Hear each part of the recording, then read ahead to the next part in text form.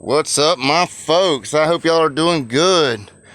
Look here, I'm gonna give y'all. I've had a few about the whelping boxes. How I make these whelping boxes. All right, look, these are very efficiently made boxes. You're probably gonna get 2 or 3 whelpings out of it, litters out of it. This is, I think, the 3rd litter I'm putting through this one. They're real simple. Take a 2x4 and get your angle where you get the middle, where it's right down the middle of your line, and rip it with your, I can't remember what degree that is. I think that's 30. But rip it at a good angle where the puck can slide up underneath there. I know everyone says 3-inch bumper boards and all, but I found this is plenty sufficient, and it makes it uncomfortable for the female to lay up on this. She won't really lay up on this that easy. Because it's got a ridge on it. But I found that they don't squish the puppies that bad like that, and it gives them a little spot to get up under. You can rip one down, that way you don't have to waste it. I know woods are kind of tight right now. And then rip your 2x4s down the middle to make your corner boards, and just screw them to your corner board. Okay, this is 15 inches. This one right here is 4x3. It's a 4x3 brooder, and it's very simple to make. On the bottom, you just put your corners in like that, and there you go. I just ripped the scraps. Use what you can. It doesn't have to be a 4x3, whatever you got. But this is a real easy, efficient design. Doesn't take a lot of wood. You can use a couple boards and some scrap plywood and make it a pretty good little whelper that'll give you a few services. This is the same. I might make them smaller to fit in kennels, but it's always this design. And when I'm done with them, I just burn them. You know what I mean? It don't cost no money to make them like that. Well, I mean, you got to pay a little, but I mean, it's not nothing like spending.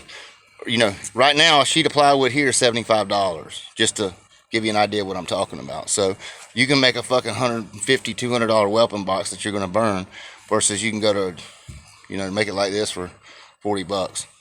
Get a couple out of it. Of course, the swimming pools. I'm bleaching everything out, getting everything ready. But all right, the guy with the collar maker, he's made an appearance. So we're talking about SSK, not Southern style kennels. I think it's Stone Shark Kennels is what he goes by. Dog Splash. What's up, buddy? See, I keep him up here in the cool in his cave. Fan blasting on him during the day. But anyway, all right, look, man. We don't mind getting behind anybody. Just show us. You know what I'm saying? Show us. We don't care if you're going out in the fucking on a picnic table in the backyard making them. Show us how you do it. Your craftsmanship. Show us what makes the collars better. Like, is it the thread you're using, the material? Show us, man. That's what we need. We need to.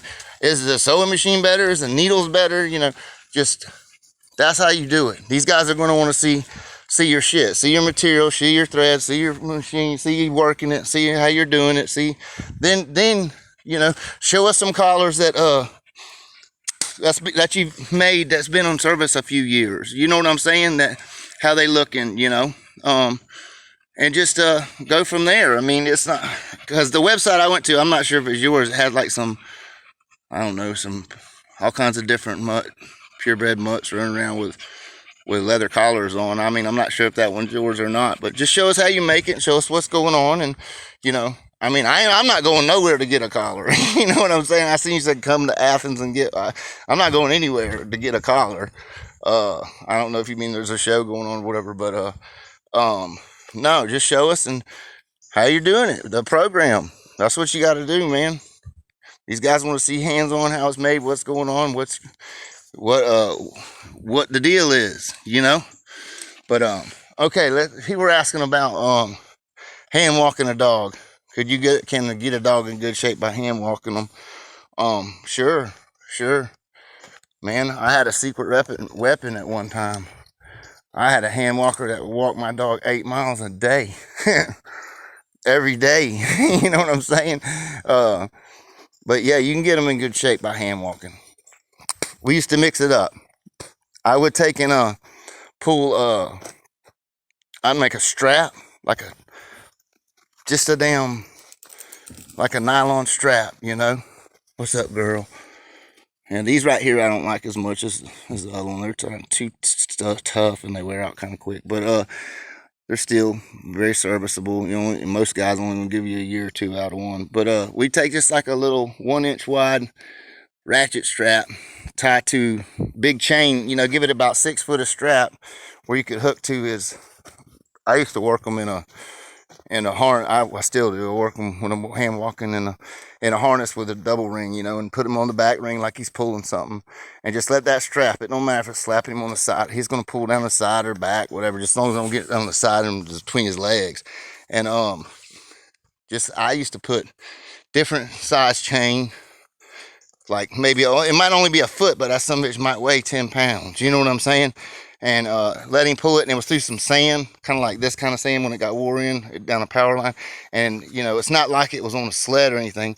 He'd pull and it would bound up, you know, and he'd have to put the muscle to it in certain spots. Sometimes it'd go easy, you know. It was a good way to do it, and let him pull that chain for, I don't know, maybe quarter mile, you know, and then break that chain off of him and let him walk some more, and then come to another spot with another chain, you know. That's kind of how I did it. But and let him walk back, and you know, it worked out pretty good. I tell you what, you know, of course this was a long time ago when we were matching dogs, when I was working dogs like that. But you know, people were asking about the doing it for dog food. We ever do it for a bag of dog food. That's one time I did, and it was because of some shit talking. Before anyone said anything, it was against Clay Hill Kennels, his Champion Tater's littermate brother. I mean, it was against them, you know. There was some shit talking. I acquired a dog, and it was kind of insulting the way they said it, because it was like they were talking shit about the dog because they didn't like the other guy. But I ended up with a dog in my yard, and I thought enough of the little dog to feed him. You know what I'm saying? Come here, Chopper. What's the matter? You don't like? He's getting where he don't like the phone. What's the matter? Come here.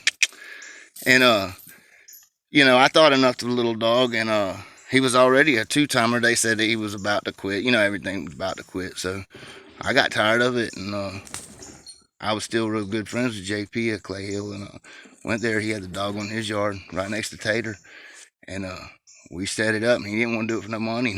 You know what I'm saying? He's like, I ain't the one saying the shit. You know, I felt bad, but I was like, dude, you got they had my cap mill, and I just had hand walk keep, and it was a good one though. It was as good as anything I ever seen. You know, good hour. But whooped them on that keep, man. Them Jeep dogs, man, you couldn't give them a wrinkle, a little sliver of hope.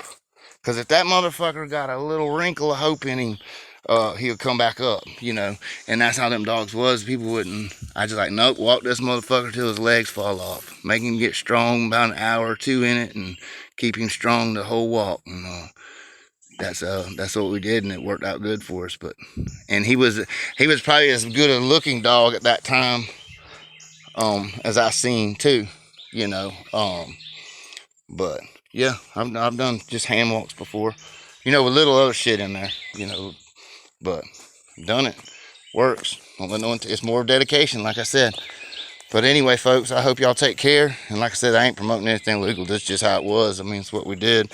And you know, people would like to compete in some of these sports, not in illegal activities, but they want their dog in good shape. And you know, there was no other way to give advice and then to have done it, and I have done it. You know what I mean? And it has worked out good. But anyway, folks, y'all take care, and y'all keep on bulldogging.